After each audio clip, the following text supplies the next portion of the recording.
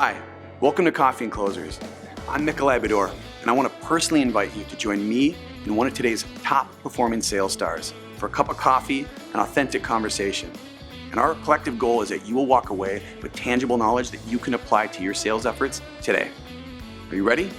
Grab a cup, fill it up. Let's get into another episode of Coffee and Closers.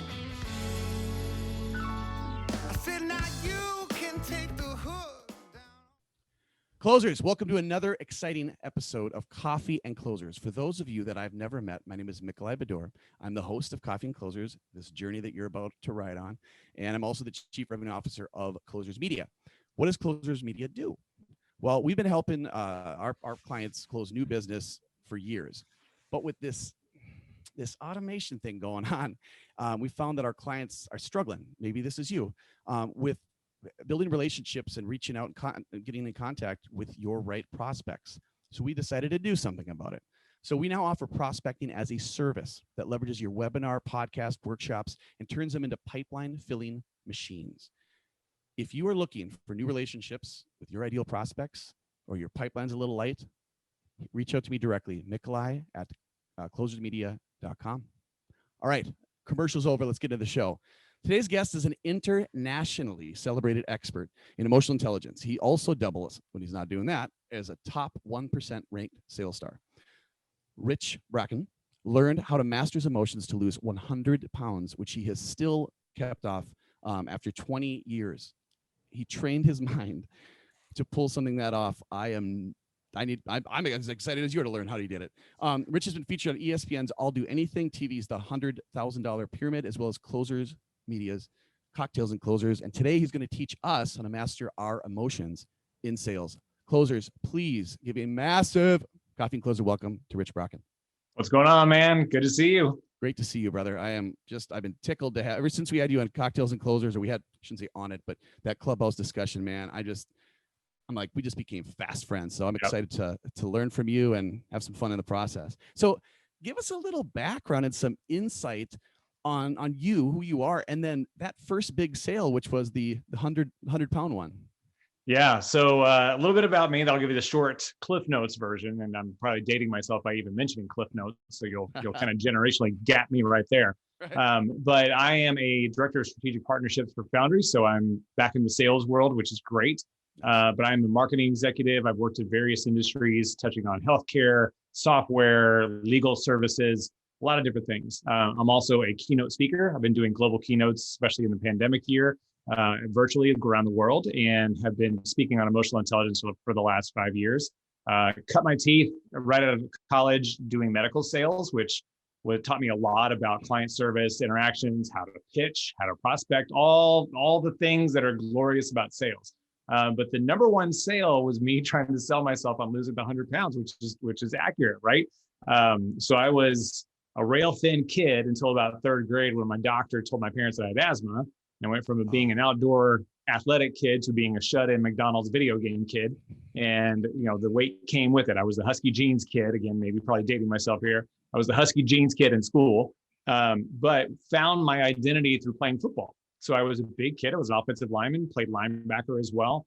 Got up to about 240 in high school, and then went on to play college ball and played inside linebacker, and got up to about 260 after I got done playing ball, because I kept the eating habits while I got rid of the workout habits. So then I had to sell myself on, I'm exhausted all the time. I'm not comfortable. I need to figure out how to lose weight. I started trying to lose 60 just to get down to 200. And once I found that the lifestyle changed and my mindset changed on everything, I just kept going. And so the lightest I ever was 150. So I lost 110 pounds at that point. But really the biggest key was changing the mindset, because I've been able to keep it off now for over 20 years. So rather than getting into a fad diet or trying to do, the fly by night options, I really changed my mindset, which I think is, we could dovetail into whatever area you want to go to from there. But changing your mindset allows you to sustain that long-term success. Buddy, I'm so proud of you, man. I mean, I know it's, you've been thin 19 years longer than we've known each other. So I know you don't probably need that, but I think it's impressive. Whenever someone's able to, accomplish that, that's incredible. And it has everything, like you said, to mentality. So that's kind of, we're going to get into your speaking. Like, I know you have a range of topics, But when it comes to with us, kind of in lieu of us launching this prospecting as a service, a lot of our clients are like, we just can't get them to pick up the phone. We can't get them to organize. We can't get it. So could you break down emotional intelligence? Like, can you explain that as Sure. a 9-year-old? Like, what is it? Yeah, absolutely. So what I subscribe to, and there's multiple schools of thought on emotional intelligence. The one I subscribe to is Emotional Intelligence 2.0 by Dr. Travis Bradberry. And he, number one, because he keeps it simple, which is great for me because I'm not as, I'm a little bit smarter than I look, but not much. You dress like you're smart. You dress like you're smart. That's a fact. So I appreciate it. He breaks it down into two big buckets with two sections apiece. So when you think about your individual bucket, you've got self-awareness, which is how you feel, and then self-management, which is what you do with those feelings. And on the social side of things, you have social awareness, which is how I'm observing you or observing people around me. And it's everything from active listening to body language to tone, everything that encompasses communication. And then the final quadrant is relationship management. And so that's really, how am I feeling? What am I doing? And then how are you feeling? And how am I managing or choreographing that dance of communication? So when we think about sales, I'll just take the individual side of it first. So most people will think, okay, I've got to go out and sell. So there's pressure that comes with that. There's anxiety that comes with that. Some people start ramping up their sales process when they don't need to because they're feeling the pressure of the quota or they're feeling the pressure of the production and performance. But really, it's all about managing the fact that you're going to be okay. Whether it's, you get into this panic situation, or maybe you're pitching a client that you think you're gonna nail. I've had that many a time. Where you're like, I got this. Like, this is the ink is good as dry, and it just goes sideways, or they ghost you, or something happens. So what happens is you negatively start feeling about yourself. You start, doubting yourself. Maybe you bring in a little bit of imposter syndrome. So it's understanding that you're going to have those flaws and those failures and those bumps in the road. But if you let it get to you, if you let it derail your progress and your performance, that's really going to be detrimental to your long-term success. So that self-management piece becomes really critical in saying, hey, look, I lost this sale, instead of saying, well, God, maybe I'm not that good. Maybe I could be, maybe it wasn't meant to be. Maybe I'm no good for this. Maybe I need to start updating my resume. No, it's one deal, figure out, learn from it. You and I've talked about asking those questions. Well, we lost this deal, but can you tell me why? Can you tell me what your deciding factor was? Learn from that and move on. It's not a failure if you learn from it. So it's really managing those emotions. And then when you're pitching clients and when you're working with prospects or engaging with those conversations, asking more questions than you talk, which is ironic that I'm a speaker. So I'm like, you should listen more, but I talk nonstop, which I'm a hypocrite. I'll just come out and say that right now. You have it in permanent record. But it's really key that you listen to what your clients are saying, your prospects are saying, ask the right questions, pay attention to the little details, because that in the long run is going to help you solidify the relationship, close the sale, and have a long-term loyal client. I love that. So do you think that the me first versus you first mentality is what's stopping some salespeople from being great? 100%. 100%. If you get into sales and you don't have some sort of a servant mentality, you're going to fail, because at the end of the day, it is all about the client. And even if you need to fake it to make it and lie to yourself and say, okay, for this one, I'm going to make sure that the client's taken care of it, you're going to find that you're going to succeed. Because what I always tell people when I'm coaching them or consulting them on any kind of sales or pitching scenario is that think about the last time that you were sold something. I had a guy roll up on my porch the other day that was trying to sell me spider control. Didn't listen to a word I said. So of course, what happens? He's not going to get the sale from me. Not that I was going to give it to him anyway, but at the same time, he wasn't listening to what I was saying. So anybody that is struggling with sales, I highly encourage them, go back to the last time that you were sold something and look for the details in that transaction. How did you feel? What did they ask you? What kind of sentiment did they give you? How did they build trust with you? How did they really find out what you needed? Did they just push you to one thing, or did they really guide you to what you truly needed? Because that is a servant mentality in sales. Amen. Amen. Was he on one of those hoverboard things? Yeah, the thing that I was like, I literally pivoted the conversation because it was like, let me tell you about my pest and road. And I was like, first of all, how does that thing work? It's like the Segway without the arms, which I'd kill myself on a Segway, so much less that little thing that looked like something out of Back to the Future. Oh, totally. That's what so I got these people that come to my door, and like I had some kids slinging pizza, and I'm like, oh yeah, the last thing I need is a pizza, but I'll pay $20 for that sweet baseball cap. So that worked out. I don't know. We didn't tell the school, so hopefully he doesn't get in trouble. And I wanted to ride that thing that guy was, because we got him all over our neighborhood too, and he wouldn't let me. So I said, well, no. If he would have listened to you, he may have gotten the sale and let you ride around, and you also probably get recommended a good orthopedist. Hey, you said something interesting, and I want our new to sales or non-sales people that are listening to hear this, because when we started Closers a long time ago, we've now made friends with the startup community and non-sellers and marketing crews and stuff like that. But they used to think sales was all about you. I don't like salespeople because it's all about you. Can you just take the servant mentality thing a little bit further? Because I think people need to hear it again. Sure. And I always start my prospecting with really learning more about the people that I want to engage with. Mm-hmm. And especially if you're looking at the range of sales. So if you're selling nickel and dime stuff, you don't really have to build that big of a relationship. Maybe some minimal trust, but the higher the dollar of sale, the more trust you have to build. Right. And so people that get into, large dollar sum or dollar amount sales that have a very impatient mentality, you're going to have a hard time. But at the end of the day, what it really boils down to is making sure that you are taking care of what the client needs, that you are there to make their life easier, that you're there to help them achieve their goals. By helping them achieve their goals, you will achieve yours easier. Because going in and saying, well, I got to sell, because also I've always said, what was it in Jerry Maguire? Dogs and bees can smell fear. So can prospects. Prospects can smell fear. They can smell when you're trying to push a sale, when you're about to hit a quota and you're trying to push a deal to get it done. They can smell that a mile away. And so if you go into it thinking me, you're going to win sometimes, because the law of averages, you're going to do okay. But in the long run, your mentality is going to be your biggest Achilles heel, because what will happen is if I'm selling you and I'm coming in and I'm serving you and I'm taking care of your needs and I'm asking the right questions and I'm listening to what you say and I'm repeating back what I'm hearing to make sure we're on the same page, and I'm doing the things that you need, that I'm taking care of everything that you need, what's the likelihood of you saying, oh, Rich, this guy takes care of me. Like, this guy is the best, as opposed to me coming in and saying, okay, what do you want to buy? Let's go. Let's get this done. Right. I mean, it becomes a one night stand kind of relationship. Yeah, man. That's so, okay. So let's say people in sales, I have found in my travels and even doing what we do now, is people default to their old habits when they get nervous or when they get lazy or whatever. So if people are listening to this right now and they're in a sales position, how do they realize that maybe these habits, the way I'm putting me first or commission breath or whatever, any habit you can think of, or not picking up the phone, like how do you help them identify those bad habits, like realize they have bad habits, and then how to fix it? Because I know I got bad habits all the time. So I'm just I try and identify and then move on. But what advice would you have for them?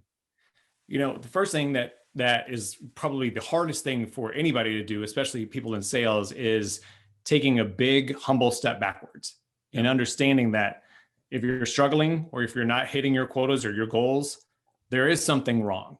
It's the economy. Shut up. It's not that. In certain instances you can make that excuse, but that is a far reach. Right. So if you humbly step back and say, okay, where in my flow are things not working? Maybe you're doing proper research and you're prospecting correctly and you're getting the right people in, but then you're going into that interaction and you're just spitting out. Like, I think about the worst sales pitch I ever gave was one where I had the ideal clientele. I had been prospecting this office for years. Finally got them into a sales pitch meeting, and I legit vomited our marketing catalog verbally at them. I was like, this, you ought to buy this, and and I was going in with a me first attitude. Mm-hmm. And so I realized that was my problem, but I had to take a step back and look at it. So along, and write down the sales cycle, write down the prospecting, the outreach, what does your messaging look like? If you write down your message, or even one of my favorite things is go and talk So get a microphone or whatever, and then get a program like Descript or something that will transcribe what you're saying. And then you can go back and read what your pitch looks like. And if you sit down and read that, would you want to buy from you? That's probably the biggest indicator of what you're doing wrong.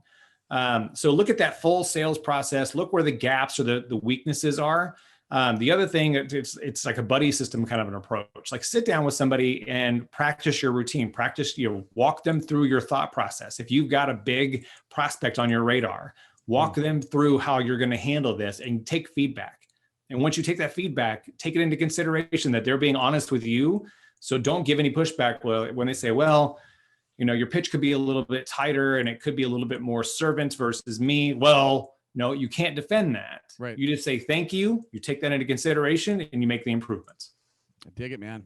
All right. Now I'm going to hold you accountable. So I go and we, for one of our things, we do courses and stuff on converting, right? On closing. Mm-hmm. And I give advice to you. This happened last week.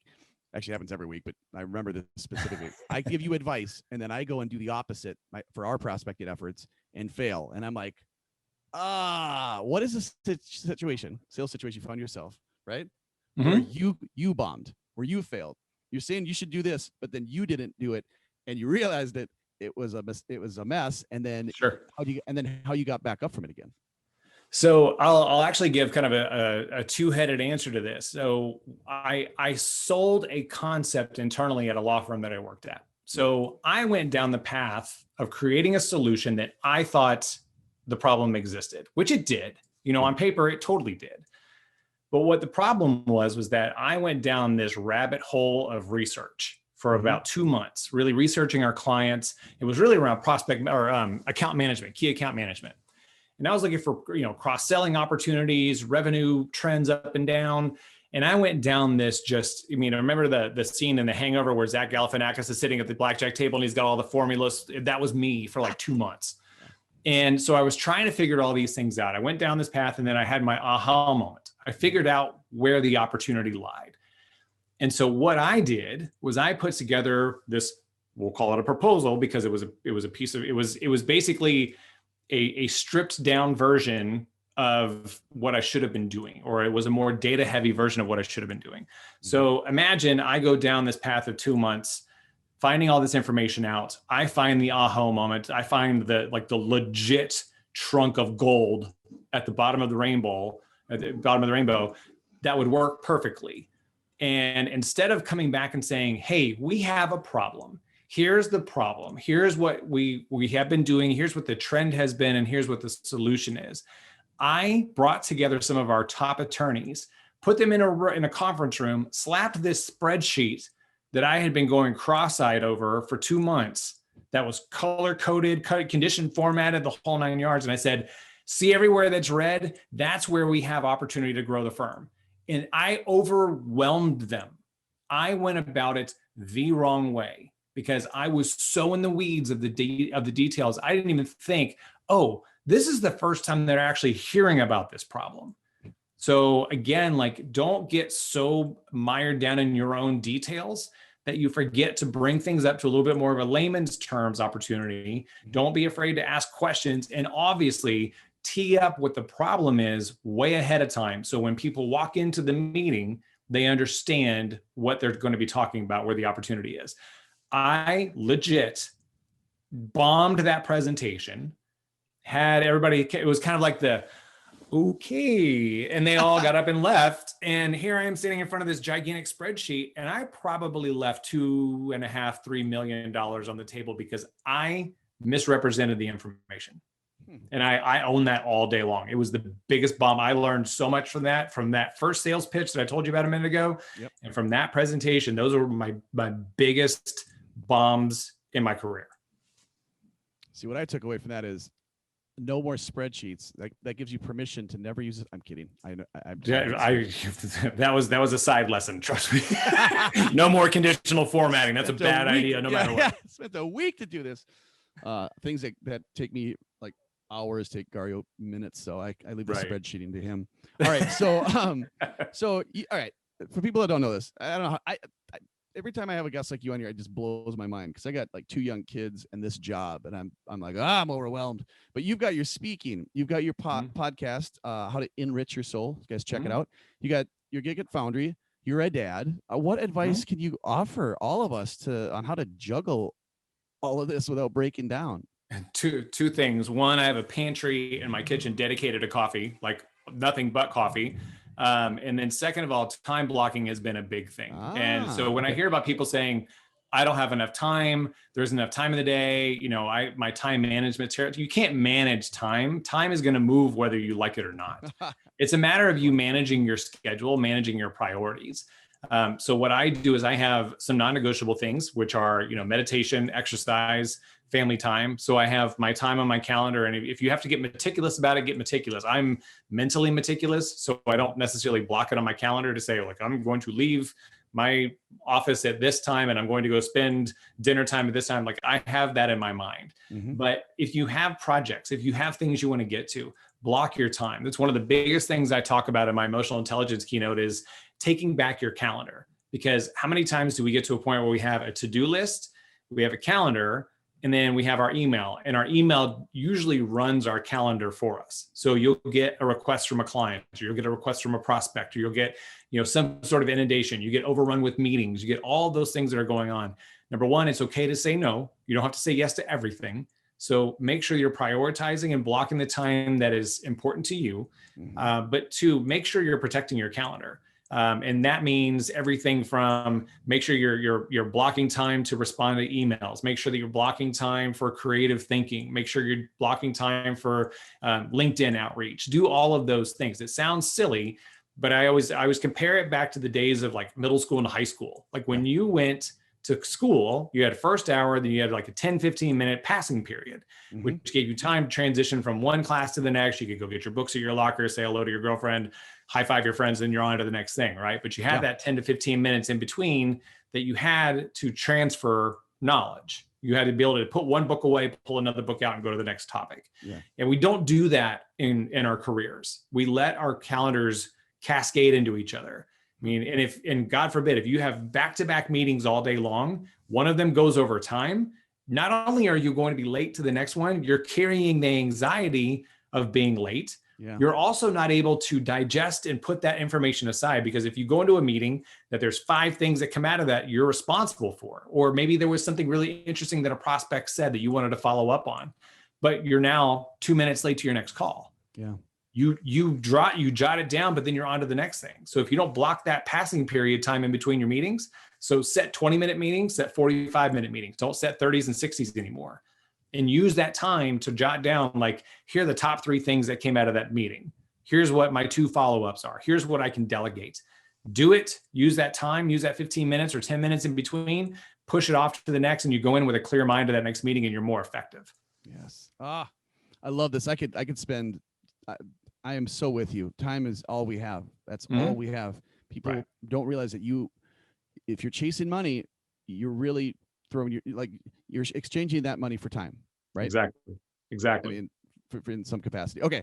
So this has been super quick, man, but I think I only got one more question in me, and because we're at time, but let's take some time on this question. Okay. I'm going to start at the end. Okay. So basically we talk about time, about time management, and you made this very clear.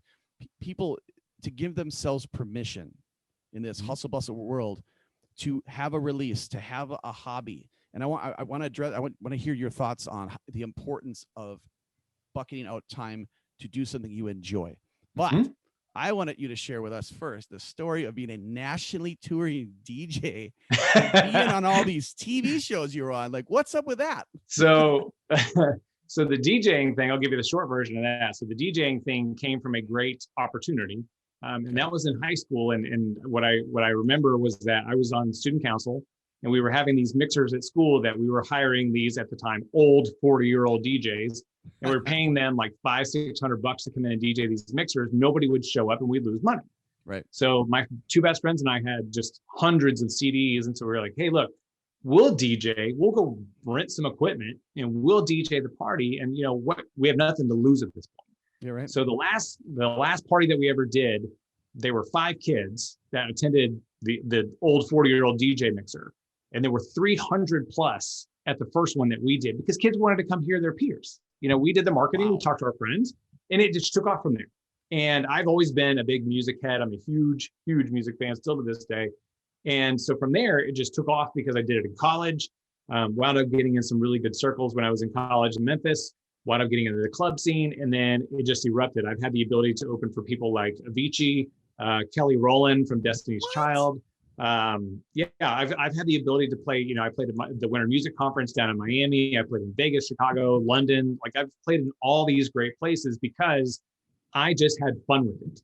And I never took it as a career because again, I didn't want to be that old 40-year-old DJ that was stuck in my mind. But it was always, I always had these phenomenal opportunities and I've been blessed and I miss it terribly. I'm actually considering a comeback. But so that is a passion of mine. Music is always going to be a passion of mine. It's also my creative thoughts.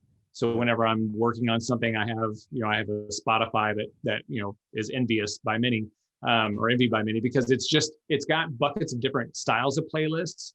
And so whatever you need, I'll go in and if I need some creative thinking time, I've got like some inspirational, some focused playlists, things that help me do those things. Right on. The TV shows are really just my theory of why not. So I was on the show at ESPN. I saw a casting call for it. I put my name in the hat and made a really good case for it. $100,000 pyramid, same thing. I, saw that they had an open casting call and I wrote very honest, like very fun and engaging. Cause my thing too, is that with those types of events, they're going to get I think one of the shows, they had something like 7,000 applicants. So if you're that casting group, you got to read 7,000 applications. Yes. What's going to stand out to you? Like the same, I really want to be on the show because I want to win money, or something really off the wall and fun and honest about yourself, something that's marketable, something that's a storytell. And so I do anything on ESPN, the $100,000 pyramid with Michael Strahan.